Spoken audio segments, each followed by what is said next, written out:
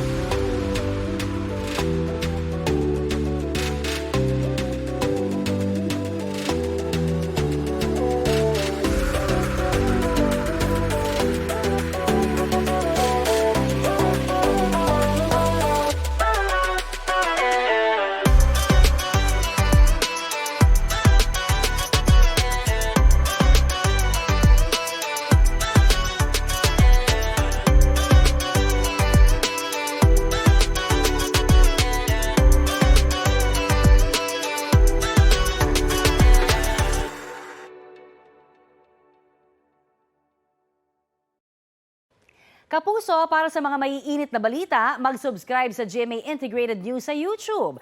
Sa mga kapuso naman abroad, subaybayan nyo kami sa GMA Pinoy TV at sa www.gmanews.tv.